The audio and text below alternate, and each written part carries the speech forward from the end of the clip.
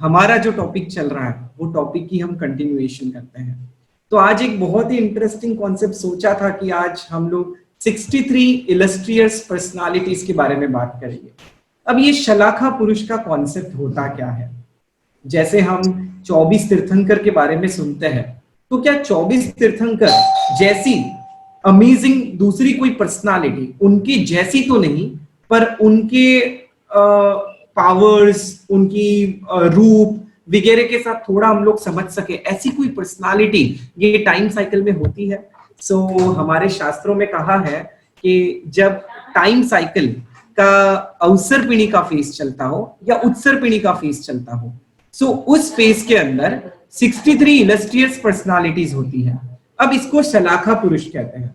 शलाखा पुरुष यानी कि उत्तम पुरुष, विशेष पुरुष, जिसके अंदर 24 तीर्थंकर के साथ साथ 12 चक्रवर्ती, 9 वासुदेव, 9 बलदेव और 9 प्रतिवासुदेव का समावेश होता है।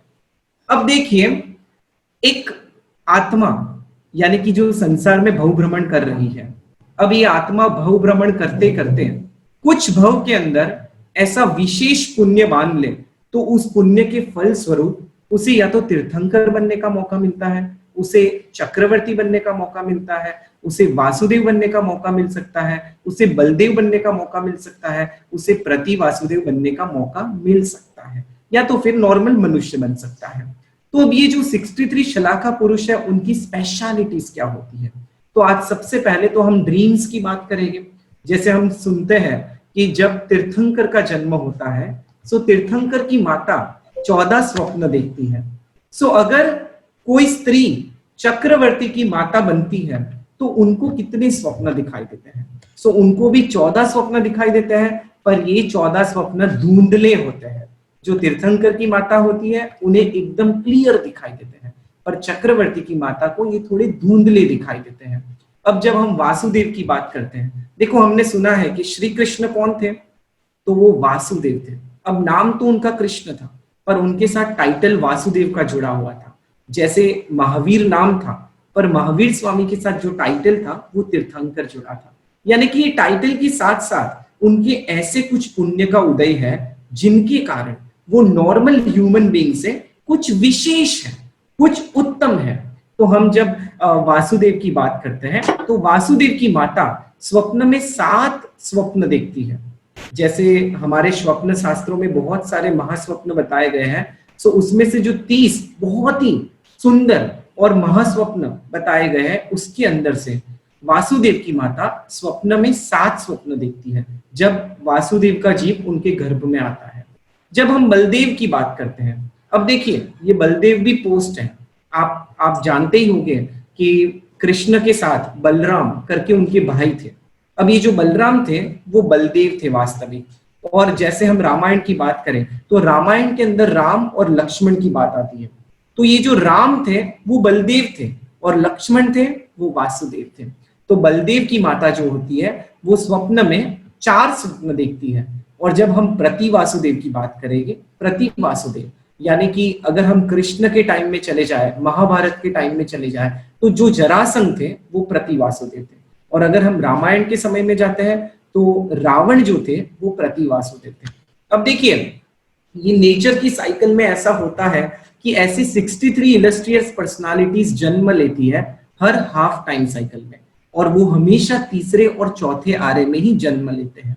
अब हम आज बात करेंगे वासुदेव, प्रतिवासुदेव और बलदेव की, जो कि एक में के कंटेम्पररीज होते हैं। यानी कि जब भी वासुदेव और बलदेव होते हैं तभी कोई ना कोई क्षेत्र में प्रति वासुदेव भी होते हैं। तो आज हम एक बहुत ही अच्छी शानदार कहानी करने वाले हैं, और वो कहानी के अंदर हम महावीर स्वामी भगवान के 16th बर्थ की बात करने वाले हैं। तो जैसे कि आप जानते हो, महावीर स्वामी भगवान के 27 भव की कहानियां हमें मिलती है। अब किसी को प्रश्न हो सकता है कि क्या तीर्थंकर ने 27 भव ही किए, यानी कि महावीर स्वामी ने 27 भव ही किए?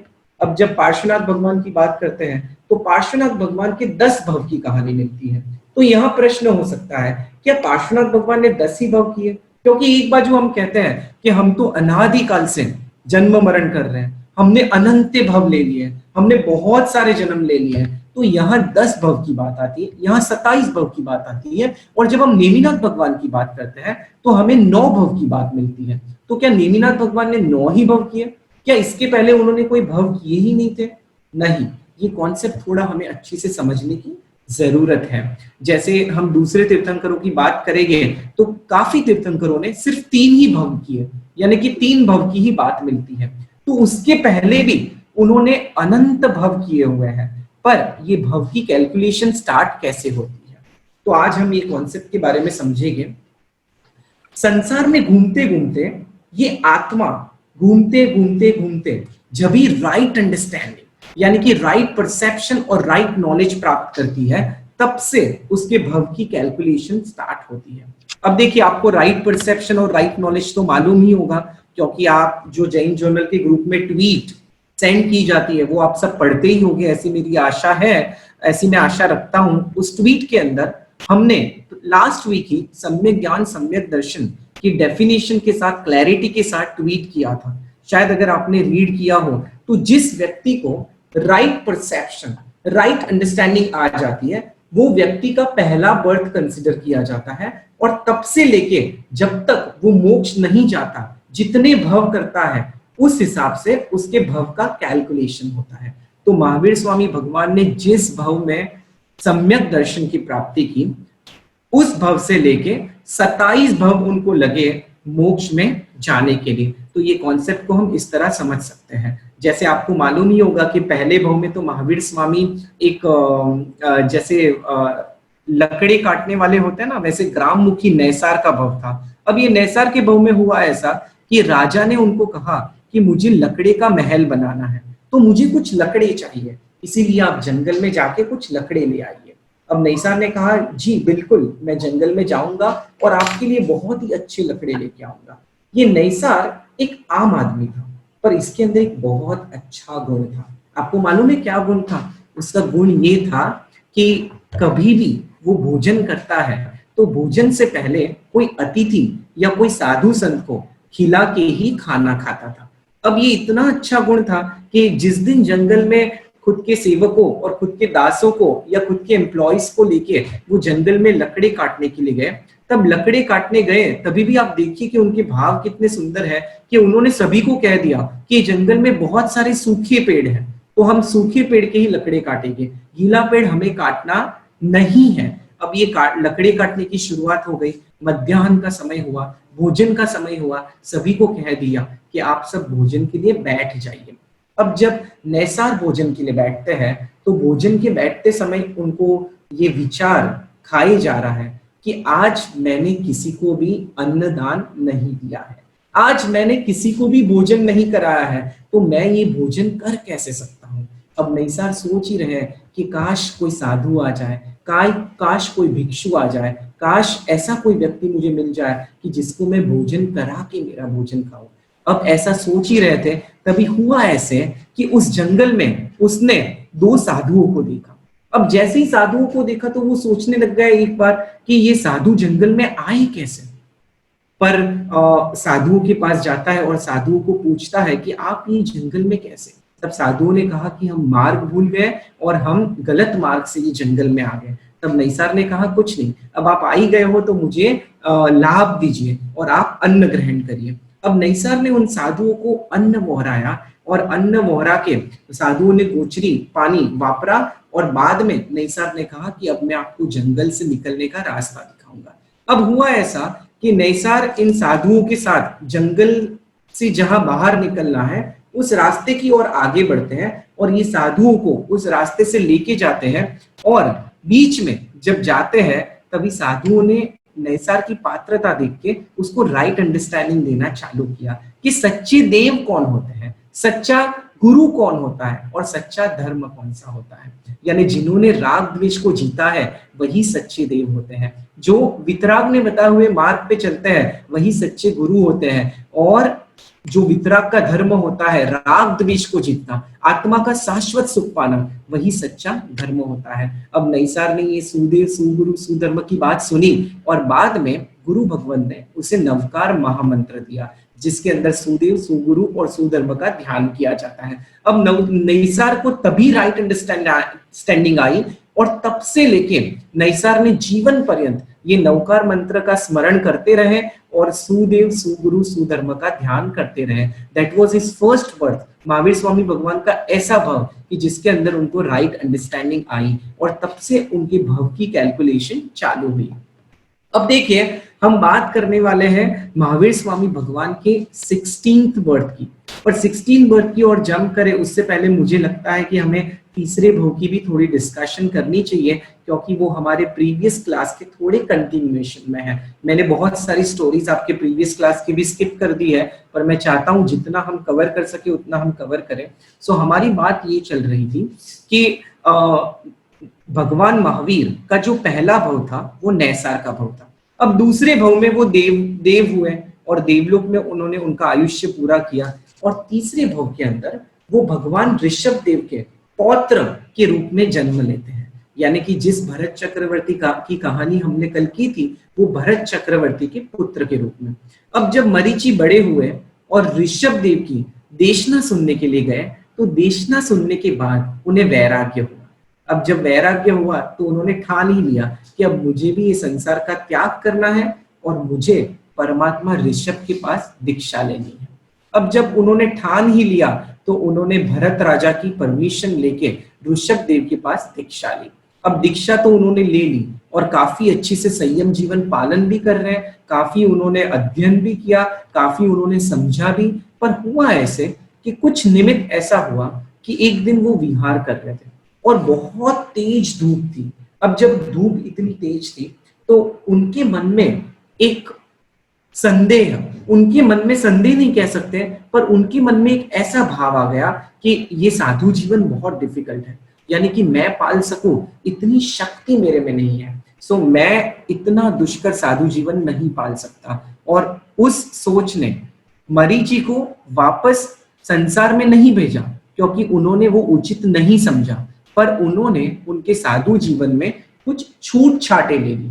कैसी छूट छाटे? तो वो चप्पल पहनने लगे, वो छत्र को धारण करने लगे और वो समझने लगे कि मेरे अंदर तो राग पड़ा हुआ है, ठीक है, इसीलिए इसके प्रतीक स्वरूप मैं भगवे वस्त्र को धारण करूंगा। यानी कि उन्होंने कलरफुल वस्त्र को भी धारण करना शुरू किया। पर वो रहते थे भगवान आदिनाथ के साथ ही, उनके साधुओं के साथ ही विचरण करते थे, पर फिर भी उनके आचार और जो चुस्त साधु जीवन पाल रहे हैं उनके आचार के अंदर फर्क था, इसीलिए दोनों की पालनी अलग हो रही थी।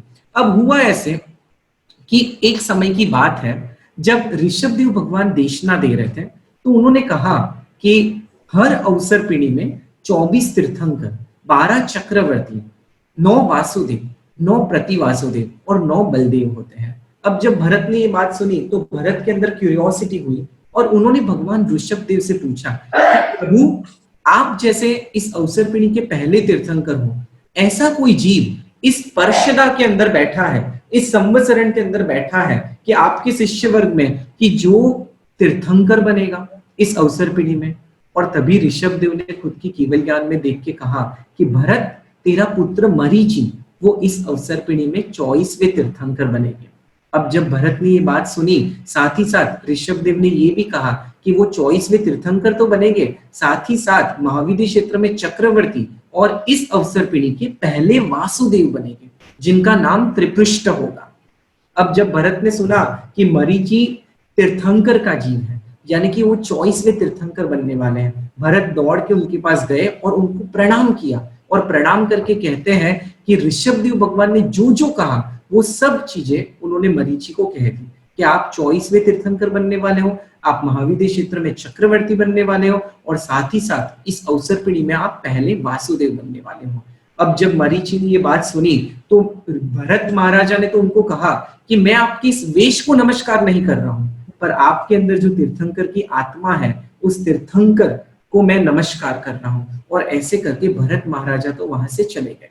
पर भरत महाराजा के जाने के बाद यहाँ जो हुआ वो ऐसे हुआ कि मरीचि जो थे वो गर्व के मारे खुश होने लगे। गर्व किस बात का करने लगे कि ओहो मेरा कुल कैसा, मेरे दादा पहले तीर्थंकर, मेरे पिताजी पहले चक्रवर्ती और मैं इस अवसर पीढ़ी का पहला वासुदेव होऊंगा, मैं चक्रवर्ती होऊंगा, मैं तीर्थंकर होऊंगा। इस प्रकार खुद के कुल का गर्व करने लगे और इस गर्व के कारण तभी महावीर स्वामी भगवान की आत्मा ने यानी कि मरीचि ने ऐसा कर्म बांधा जिसे नीच गोत्र कर्म कहा जाता है, कि जिसके कारण उनको ये नीच गोत्र कर्म का उदय कब आया, कैसे आया, उसकी बात हम बाद में करेंगे। पर यहाँ मेरी कहने का मतलब ये है कि मरीचि ये भगवान महावीर का तीसरा भव था और इस भव के अंदर भगवान ने कहा कि ये अवसर पीढ़ी के पहले वासुदेव बनने वाले हैं। अब वासुदेव तो वो बने 18th बर्थ में, 18th बर्थ में, पर आज मैं आपको कहानी बताने वाला हूं 16th बर्थ की, क्योंकि वासुदेव बनने के पीछे 16 बर्थ के कुछ घटनाएं जुड़ी हुई है। तो ये 16 बर्थ की कहानी आज हम देखते हैं और पार्ट 2 में हम आगे की बातें कंटिन्यू करेंगे। तो ये 16 बर्थ में एक विश्वनंदी नाम के राजा थे और ये विश्वनंदी राजा को एक बेटा था जिसका नाम था विशाखानंदी। अब ये राजा का एक भाई भी था जो युवराज था और ये युवराज को भी एक बेटा था जिसका नाम था विश्वभूति। अब देखिए विशाखानंदी और ये विश्वभूति ये दोनों कजिन्स थे, ये दोनों चचेरे भाई थे। अब हुआ ऐसा कि समय जाते जाते ये दोनों युवा अवस्था में आ जाते हैं। अब उस राज्य में एक बहुत अच्छा उद्यान था, उस राज्य में ऐसे देखा जाए तो बहुत सारे अच्छे अच्छे उद्यान थे और उस राज्य का एक नियम था कि जब एक राज परिवार किसी उद्यान के अंदर हो, खुद की फैमिली के साथ क्रीड़ा कर रहा हो, खेल रहा हो, तभी दूसरा राज परिवार उस उद्यान के अंदर एंटर नहीं हो सकता है। अब हुआ ऐसा कि विश्वभूति अपनी फैमिली को लेके उस उद्यान के अंदर गए जो बहुत ही सुंदर था।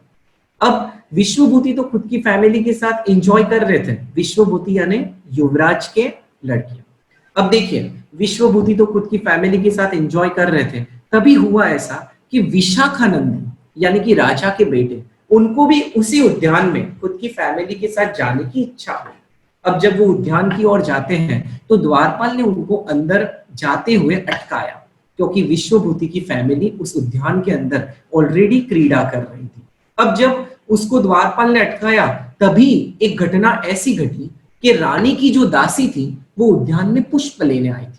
अब ये रानी की दासी ने ये घटना देख ली तो रानी की दासी जाती है रानी के पास और रानी को कहती है कि आप ये राज्य की रानी हो और राज्य की रानी होने के बावजूद आपके पुत्र उत्तराधिकारी होने के बावजूद भी यहाँ एंजॉय और राज्य के अधिकार तो दूसरे लोग ही भोग रहे हैं। आपका पुत्र उद्यान के बाहर खड़ा है और एंजॉय तो दूसरा ही कोई कर रहा है। इस प्रकार बहुत सारी इधर उधर की बातें करके रानी की कानफूसी की। अब इसमें हुआ ऐसा कि रानी को ये कानफूसी के कारण रानी थोड़ी नाराज हो गई और वो रूठ के बैठ गई। अब जब राजा को ये बात मालूम पड़ी तो राजा रानी को मनाने जाते हैं, पर रानी मानने का नाम ही नहीं ले रही। तो राजा ने पूरी सिचुएशन का एनालिसिस किया और जान लिया कि घटना क्या है। इसीलिए राजा ने ये घटना जानने के बाद तुरंत ही रणभेरी बजवाई। अब ये रणभेरी क्या होती है? तो जब भी कोई युद्ध का ऐलान करना हो तो ये इंस्ट्रूमेंट बजाया जाता है कि जिससे लोग अवगत हो जाते हैं कि युद्ध की कोई सिचुएशन आई है। अब जब उन्होंने रणभेरी बजाई तो जैसे ही विश्वभूति ने रणभेरी सुनी तो कोई भी राजकुमार हो, कोई भी उत्तराधिकारी, कोई भी हो, कोई भी काम कर रहा हो, पर जब ये रणभेरी बजेगी तब वो भागा दौड़ा राजमहल की ओर आ पड़ेगा और राजमहल में एंटर होगा। अब विश्वभूति सब छोड़ के राजमहल के अंदर आ गए और देखा तो विश्वनंदी राजा थे, वो युद्ध की तैयारी कर रहे थे। उन्होंने पूछा कि आप कौन सा युद्ध करने जा रहे हो? तो उन्होंने कहा कि अपने बाजू के राज्य में जो अपने अंडर राजा है वो अपनी बात नहीं मान रहा है, यानी कि वो हमारी आज्ञा का पालन नहीं कर रहा है। इसको सबक सिखाने के लिए मैं युद्ध के लिए जा रहा हूं। तब विश्वभूति कहते हैं कि हमारे जैसे युवान राजकुमार होते हुए आपको युद्ध करने की जरूरत नहीं है, हम जाएंगे युद्ध के लिए। और विश्वभूति युद्ध के लिए जाने की परमिशन मांगते हैं। अब देखो विश्वनंदी राजा को तो यही चाहिए था, उन्होंने विश्वभूति को परमिशन दे दी। यहाँ विश्वभूति युद्ध के लिए प्रयाण करते हैं। अब जब वो उस राज्य की ओर पहुंचे तो उन्होंने देखा कि वहां का राजा तो बिल्कुल सही है, आज्ञा फॉलो कर रहा है। तो वो सोच रहे हैं कि फिर माजरा क्या है, मुझे यहाँ भेजने के पीछे कारण क्या है। वो सोच रहे हैं, वहां से रिटर्न हो रहे हैं और रिटर्न होते होते वो उद्यान की ओर आए। अब जब उद्यान की ओर आए और उद्यान में जाने के लिए प्रवेश कर रहे थे, तभी द्वारपाल ने उनको रोका और कहा कि आप नहीं जा सकते। तो विश्वभूति ने कहा कि क्यों नहीं जा सकता। तो उन्होंने कहा कि भीतर में विशाखानंदी खुद की फैमिली के साथ क्रीड़ा कर रहे हैं। अब विश्वभूति को पूरा मांजरा ख्याल में आ गया कि राजा ने ऐसा क्यों किया, मुझे उद्यान से निकालने के लिए और विशाखानंदी को उद्यान में भेजने के लिए राजा ने ऐसी चाल चली। विश्वभूति को बहुत गुस्सा आया कि इतनी छोटी बात के लिए इतना बड़ा षड्यंत्र। और विश्वभूति ने गुस्से में उस उद्यान के बाहर एक कोठे का झाड़ था, उसके ऊपर जोर से प्रहार किया। अब जब जोर से प्रहार किया तो ये कोठी की झाड़ के जो छोटे छोटे फल थे वो सब गिरने लगे। अब ये फल गिरते हुए देख के विश्वभूति ने गुस्से से वो द्वारपालों को कहा कि कह देना तुम्हारे विशाखानंदी को, अगर मैं चाहूं तो अभी के अभी सबके धड़ अलग कर सकता हूं, पर नहीं, मैं वैसा नहीं करूंगा, मैं ऐसा नहीं हूं, मेरे संस्कार ऐसे नहीं है। और ऐसा कह के विश्वभूति वहां से निकल जाते हैं। अब निकलते हैं, मन में बहुत ही दुख हुआ था और संभूति मुनि उनको मार्ग में मिलते हैं। अब ये मुनि मिलते हैं तो मुनि पूछते हैं कि तुम इतने उदास क्यों हो, और मुनि को सारी घटना बताते हैं और मुनि उनको संसार का स्वरूप बताते हैं। और यहाँ विश्वभूति को वैराग्य हुआ। अब वैराग्य होने के बाद विश्वभूति ने दीक्षा ली। अब दीक्षा लेने के बाद होता क्या है, ये सारी घटना हम नेक्स्ट क्लास में देखेंगे, समय की मर्यादा रखते हुए। और नेक्स्ट एपिसोड में आप बिल्कुल ये क्लास ज्वाइन करोगे एंड आगे की घटना क्या थी, वासुदेव कौन होते, प्रति वासुदेव कौन होते, बलदेव कौन होते, ये सब के बारे में हम जानेंगे। और जय जिनेंद्र। अणु परमाणु शिव बनी जाओ, अखा विष्णु मंगल थाओ, सर्वे जीवो मोक्ष जाओ। कामे में सव्व जीवे सव्वे जीवा खमंतु में, नित्य में सव्व भूयेषु वैरम मज्जन के नहीं। सर्वथा सौ सुखी थाओ, पाप ना कोई आचरो, राग द्वेष थी मुक्त बनी में, समता सौ समाचरो।